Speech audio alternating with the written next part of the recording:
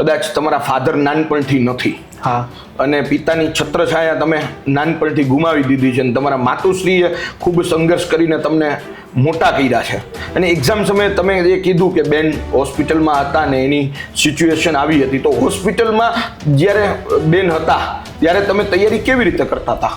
8 વર્ષ પહેલાં મારા ફાધર એક્સપાયર થઈ ગયા હતા અને એમનું એક સપનું હતું કે હું સરકારી નોકરી કરું, કારણ કે એ મને તે ટાઈમે કહેતા હતા કે અમે જે કર્યું છે ને તું નહીં કરી શકે, એટલે બેટર છે કે તું એક સેટલ થઈ જા અને સરકારી નોકરી મેળવી લે.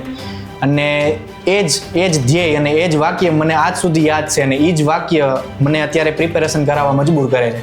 અને વાત કરી જેમ સરે કે એક્ઝામ ટાઈમે મારી સિસ્ટરને હોસ્પિટલાઇઝ કરવાનું થયું હતું, એમને અમદાવાદમાં હોસ્પિટલાઇઝ કર્યા હતા. એની થોડીક તબિયત સારી થઈ ને તો હું સર અમદાવાદથી બસ પકડીને રાતે અહીંયા આઈસી આવી જતો, આખો દિવસ લેક્ચર ને એવું કરીને પાછો બીજે દિવસે રાતે પાછો અમદાવાદ વયો જતો હતો. એટલે આવી રીતે મેં રાજકોટથી અમદાવાદ અપડાઉન કરીને પ્રિપેરેશન તો કરી જ છે. લેક્ચર ભરવા માટે થઈને સ્પેશિયલ અમદાવાદથી રાજકોટ આવતા.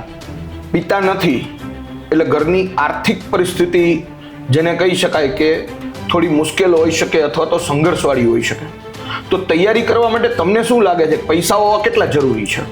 જી સર, પૈસા તો બહુ મેટર નથી કરતા, બસ મેટર કરે છે તમારું ડેડિકેશન, કે તમારે તમારા ધ્યેયને પ્રાપ્ત કરવા માટે તમે કઈ હદ સુધી જઈ શકો છો. મને યાદ છે સર, મેં છેલ્લા 2 વર્ષ થયા પ્રિપેરેશન કરું છું અને 2 વર્ષ થયા એક પણ ફેસ્ટિવલ મેં એટેન્ડ નથી કર્યો. સપોર્ટ હતો મારા મધરનો. મારા મધર મને એટલું કહેતા હતા આઈનું હું બધું સંભાળી લઈશ, તું ત્યારથી પ્રિપેરેશન સંભાળ.